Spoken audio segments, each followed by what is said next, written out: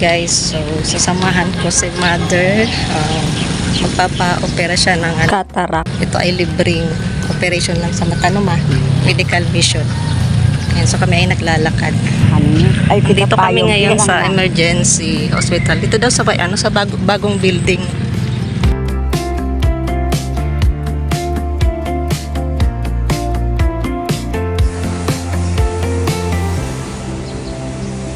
Pa namin nakakanap yung pag-operahan mo ba? Nahanap namin yung building kung saan. Hindi namin nakukuha kung saan. New building yun. At sa aming paglalakad ay nahanap na rin namin. 1 hour later. Ayan mga kalumlum, naka-line up na sila at ayan, ipapasuot na yung kulay blue kila Nanay Ellen at pagkatapos niyan ay papasok na sila doon sa operating room.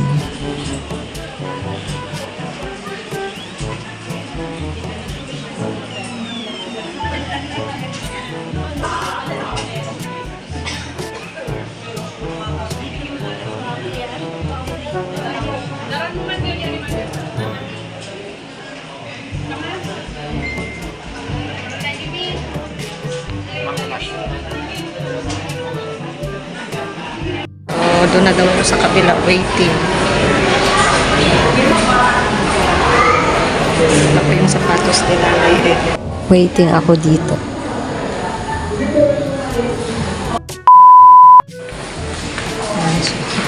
Opera na si Nanay Ellen. Kami ay pauwi na. Babalik na. Unong oras na. Ano na, alas 11. Alas 11 pa sa Hindi, 11.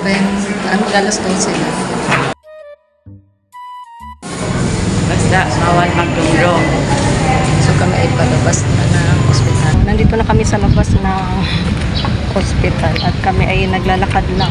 Magko-commute lang kami pa uwi. Dahil walang service. Wala tayong 4 wheels, mga kalumbo. Mainit pa. Malayo pa yung aming nilalakaran. Doon pa kami sa sa bungad.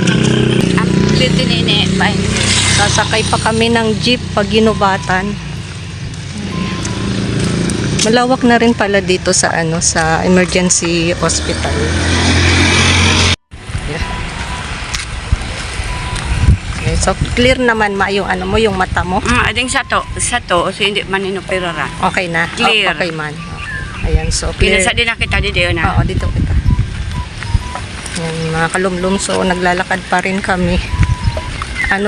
Tanghali na. Anong oras na? Mga mag-alas 12 na yata. Tapos bukas ay babalik Alauna. ulit dito alauna, check up. Ayan, so malapit na kami dito sa Highway. lakad pa rin tayo. Mag-wait pa tayo ng jeep. So, waiting kami ng jeep. Si nanay. Pagal pa naman ang jeep. Wala ka muna nulo na dana. Para. Hintay pa kami ng jeep, mga kalumi. Na ko tawra ako pusti so kasurungaw sa ang pagbisa lang ka. Pusti ko wala inalim wala pinarali. Na isinulit mo na.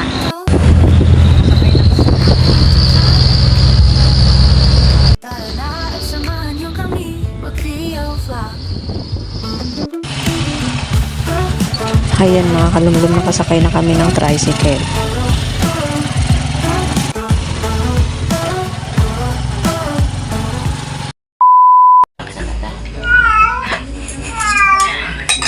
Ayan, so tanghali ng mga kalumlum.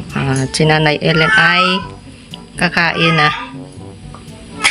Wala naman pinagabawal sa pagkain. Basang permisa ng tangan. Anong oras na to? Ama. Bali na operahan ka siguro mga 11:30. 5 minutes na so. Hindi, anong oras? Mga 11:30 na. Or alas 11, 11 o'clock AM. Nakauwi kami dito, mga kalumlum, ay pasado alauna na. Ayan. So bukas ay babalik ulit kami for check up mga alauna ng hapon, no? Pero kailangan dapat maagap. Mga alas 11, gumit na kita din. Mm. Yo, mga 11:30. Mm. The next day. Luto pala tayo ngayon ng kosido. So, ito yung pananghalian namin. Ayan. Lalagyan ko lang. Ingay ng pusa, inaabagat. Lagyan ko pala ng ito, baranchong. Ito ay hihiwa-hiwain ko na muna mga kalumlong. So, maingay yung ating background. Ganito ako magbalat.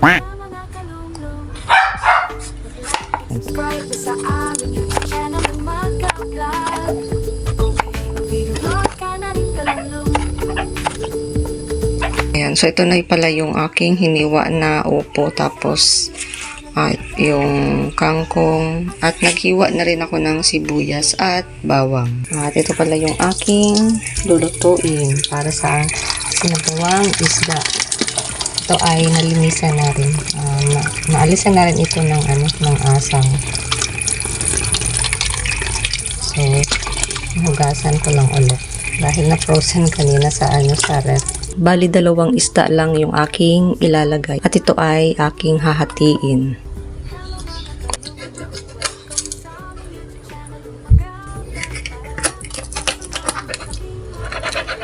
So, yun mga kalumlum, isasalang ko na rin itong kasero na ito ay nilagyan ko na ng tubig. Kahit hindi pa kumukulo yung tubig ay una ko nang ilalagay itong sibuyas at kamatis. At lalagyan ko rin ng konting paminta. Tapos, tatakpan ulit natin. Wait na lang natin yung kumulo. So, kumukulo na yung ating niluluto. At isasalang ko na rin itong mga gulay. Tapos, isasabay ko na rin yung isda.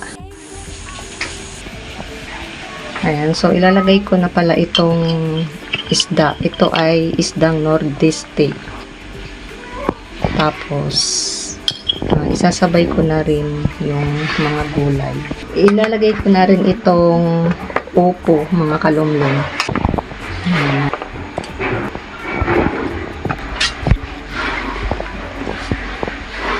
Ilalagay ko na rin itong Baguio beans. Isasabay ko na rin itong kangkong.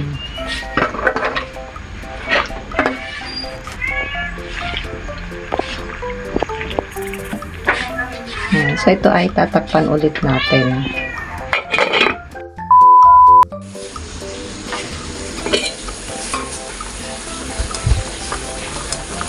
Ito ay kuluan ng mga kalumlum. At lalagay ko na rin itong kalamansi.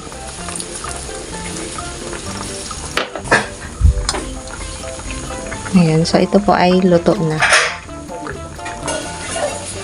Okay na. Okay na, nalagyan ko na ng kalamansi. So, ito na yung ating linuto kanina na sidong isda. Ayan po, Pinanay Ellen ay kumakain na. At si Tatay Henry at Sector Guapo. So, kain muna tayo mga kalumlum. Pilalis tayo mga kalumlum, kain po.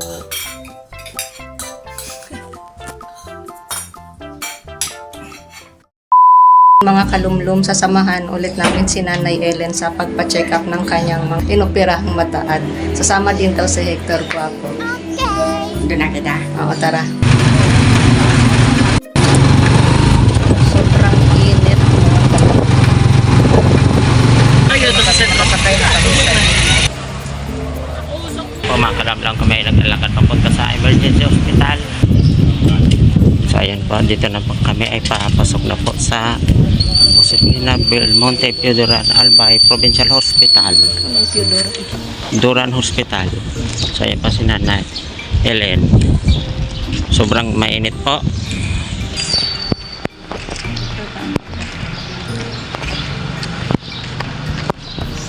Malawak na pala po dito. Yan, may mga puno din po.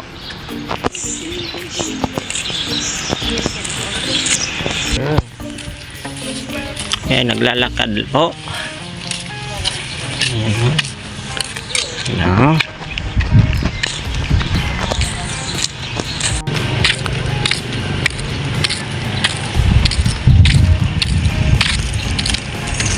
mainit. Kami ay po ay naglalakad. Mainit po.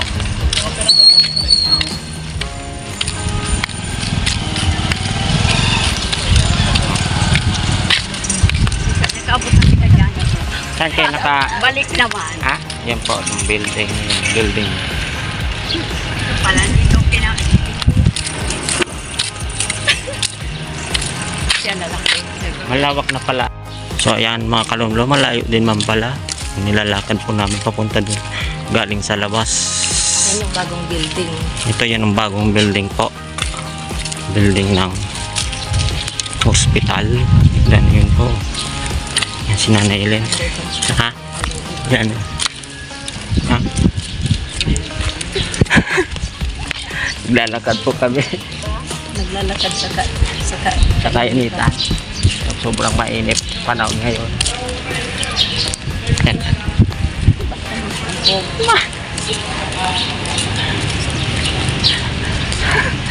Yan.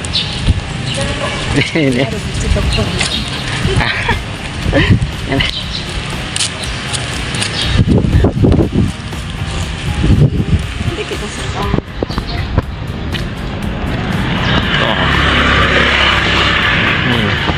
So ayan po mga kalumlom, nandito na po kami sa Josefina Belmonte Duran Albay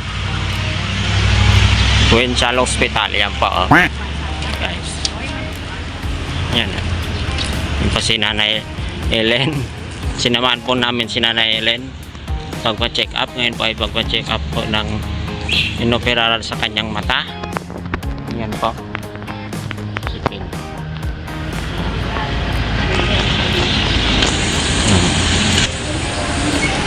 Sobrang init.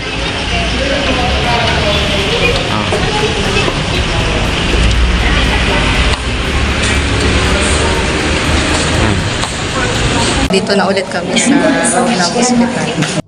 Si Nanay Ellen.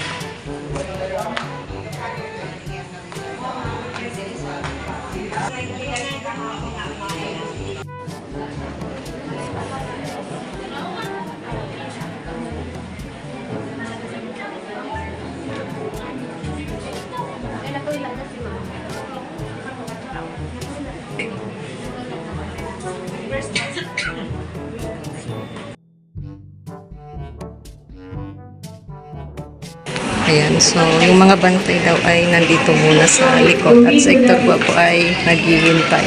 Medyo mainit eh. Si Nanay Ellen ay nandoon sa loob po. So yan pala yung doktor na nag-operate ng cataract ni Nanay Ellen. Yung mga bantay po dito sa labas, hihintay na. Yung maraming mga pasyente sa loob. Pag nag-check up ka, dito sa akin. Okay na? Pino na, Nay? Thank you. Babalik yung 13 ha? Thank you po. Thank you. Talaga ka tayo.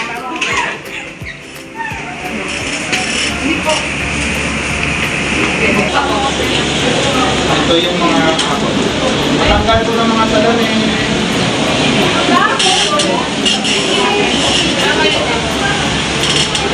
Matanggal po ng mga talon. Wala nang straight po.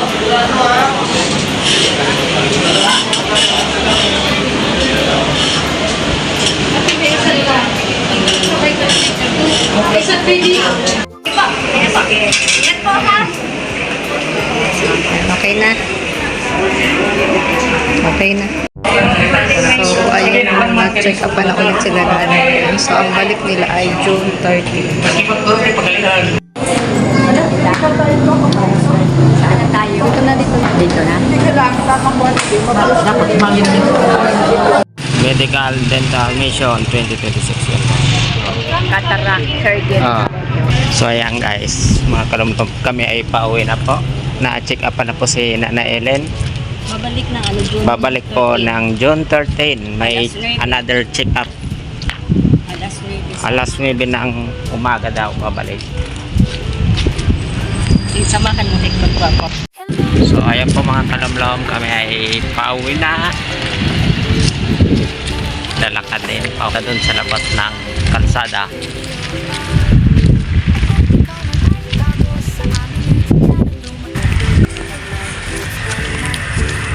Yan mga kalumlum. Pauwi na ulit kami. Para na mga kalumlum, mag-like at subscribe na sa aming YouTube channel, Lumagavlog. Ang ganda ng ng puno. Ayan o. Mapresko dyan. So kami ay mag-iintay ulit ng jeep. Ayan, so andito na ulit kami sa bungad ng hospital. Lapit na kami dito sa may highway. May tatawid ng daan.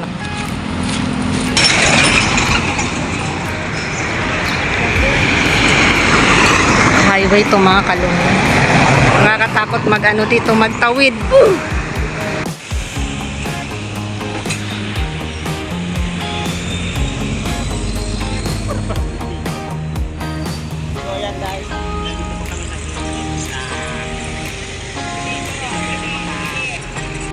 Ang hirap dito makatawid.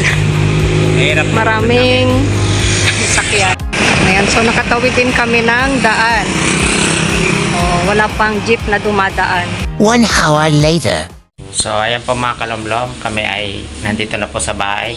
Papatakan na muna natin yung mata ni Nanay Ellen. Mga kalumlom, papatakan muna natin itong gamot, yung inoperahan na mata ni Nanay Ellen. Muna. Okay. Alam mo ra. Okay na? Napataka na? Okay na, so napatakan na. Pahinga ka muna dyan. Bawal lang para alsa ng mabigat, tapos Bawal ma-express. bawal mag-TV, bawal mag-Facebook. Bawal. Bawal pa daw magamit ng cellphone. Masuan. Mausukan. Luluto sa uling. Ayun mga kalumlum, bali meron din pala silang binibigay na libreng ang bagong tipan. At ito naman na yung karunungan for life. So ito ay binigay noong medical mission. Libre lang ito. Tapos may kasama din na bigas. Ayan, maganda. Maganda tong basahin. Tagalog siya, oh. Free packet. Ito, New Testament ito. Available din siya sa Bicol. Ayan, may Bicol.